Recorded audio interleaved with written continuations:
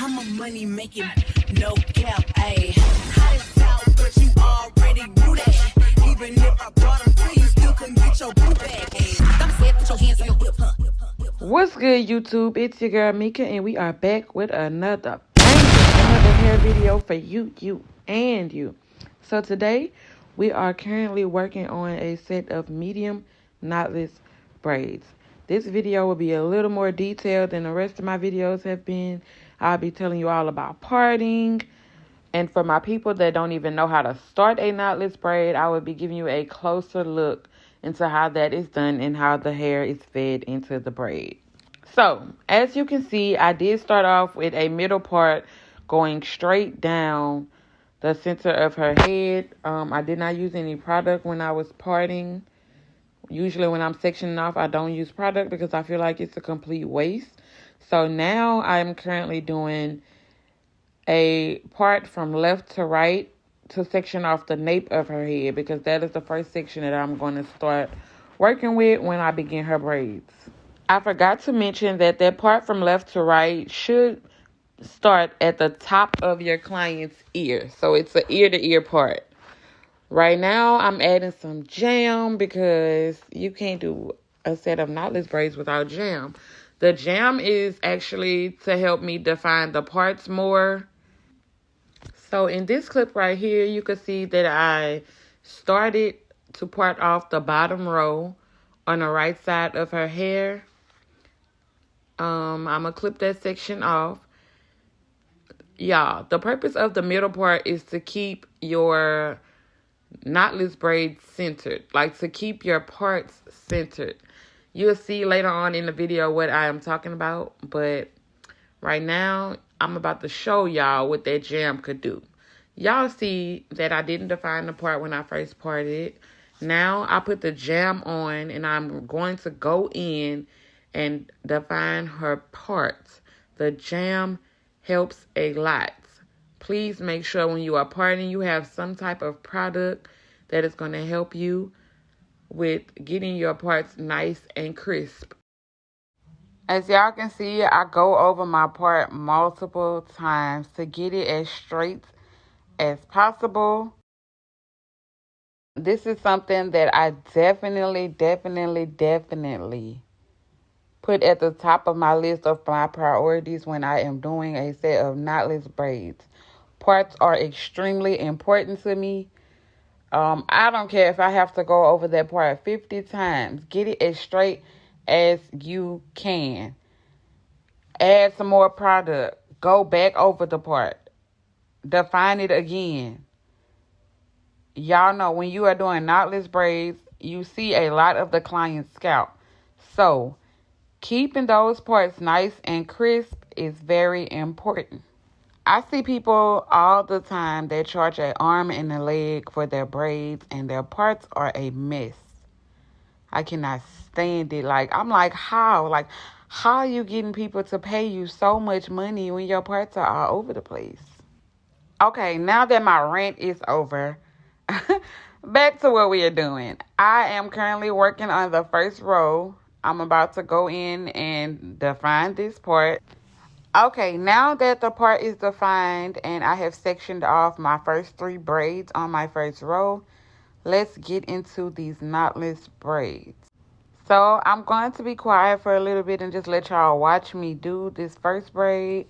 Stay tuned and I will be showing you a closer look and giving you better details as to how a knotless braid is actually done.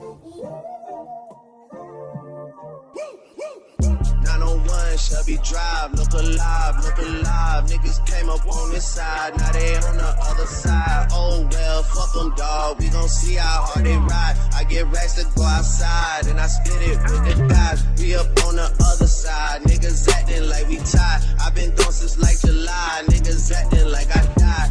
They won't be expecting shit when Capo go to slide, cause I told them that we put that shit behind us, but I lied. Hey, look who I'm around, man. If I fucked up, I'ma be downtown, man. Full flow down, man. That's if I get caught, man. Push me to the edge, so it really ain't my motherfucking fault, man. I'm not to blame, man. The fucking industry is cutthroat. I'm not the same, man. And I could let you check the tag. Now I'm rocking name brand. I'm only chasing after bags. Now I got a game plan. And I'm out here with the whoop. 700, 3i5s. Look alive, look alive. Niggas came up on this side. Now they on the other side. Oh well, fuck them, dawg. We gon' see how hard they ride. I get racks to go outside. And I split it with the guys. We up on the other side. Niggas acting like we tied. I've been gone since like July. Niggas acting like I died. They won't be expecting shit when Capo go to slide. Cause I told them that we put that shit behind us, but I lied.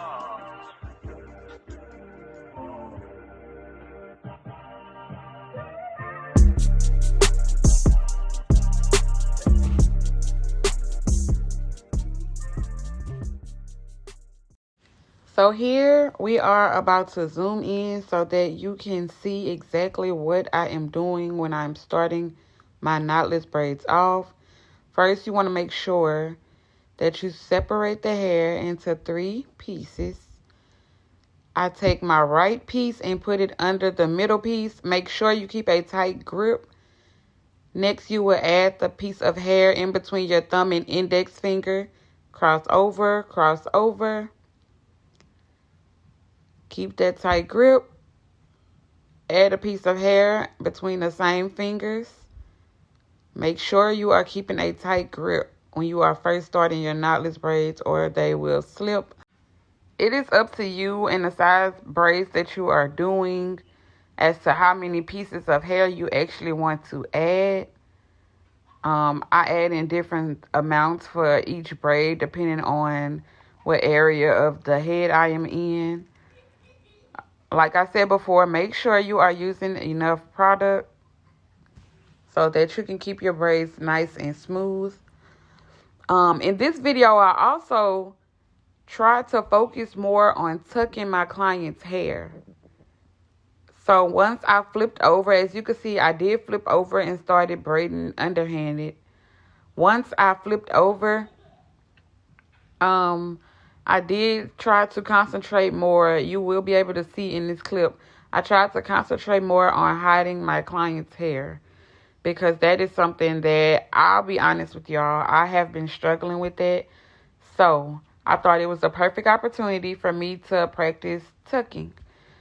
This client used a number 30 and her hair is actually like a dark black, like a 1B or a 1. When I am doing medium knotless braids, I usually like to split the client's nape into 3 sections. Sometimes if they have a smaller head, I do 2 rows in the back for my medium-sized knotless braids. But on this client, I did decide to do 3 rows. So as you can see, I'm currently on the 2nd row. Y'all see why I used that middle part down the middle of her head? It was a guide for this row right here. So that 2nd row, the row that I'm currently on, I did 4 braids on it. So that middle part was the guide for me to put 2 braids on each side of the part. And I'll continue to do this throughout her head.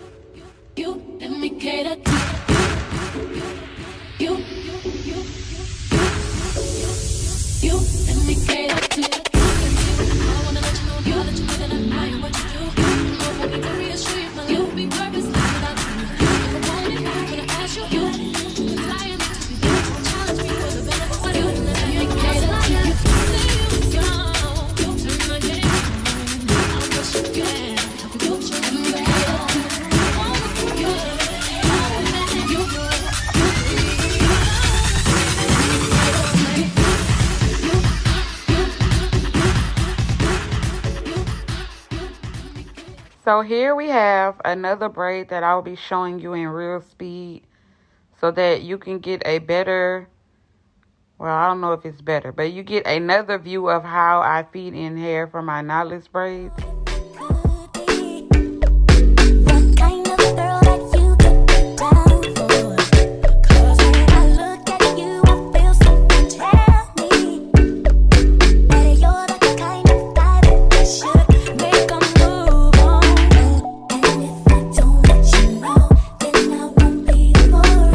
I could be wrong, but I feel like something could be going on.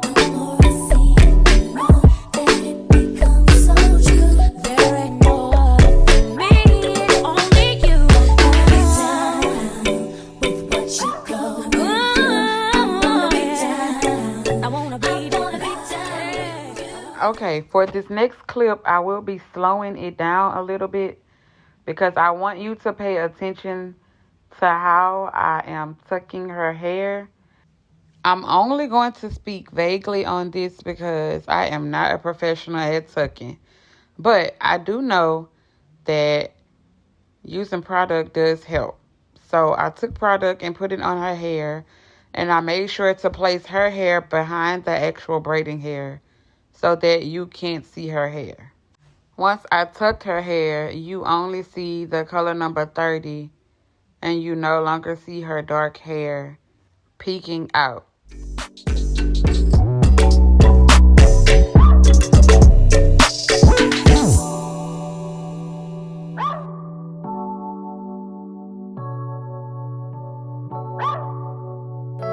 Baby, you don't know what you do to me. Between me and you, I feel a chemistry.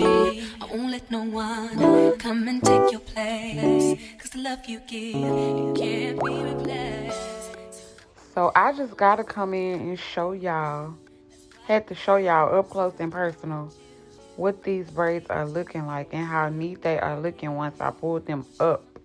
Look at that.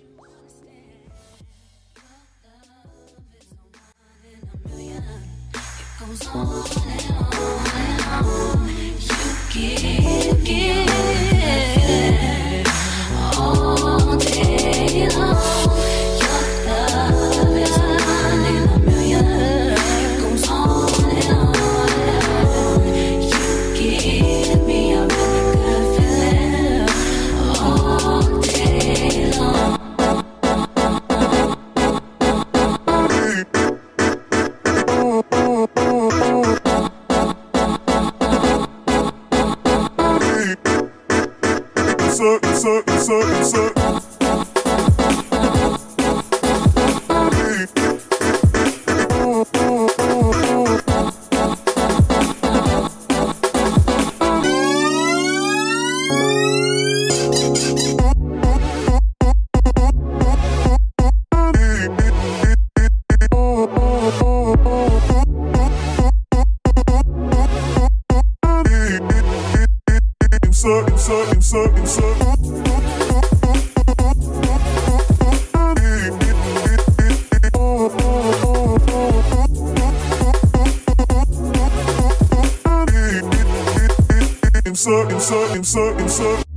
Turn me inside out, make my heart beat, leave no one else. I just want to come on and say I am so sorry for the angle, but this is the outcome of her braids. I love them. Look how crisp her parts are. Well, that's it for this video. This is just me and my client playing around, taking a video. I will see y'all in the next video. Thank you for watching.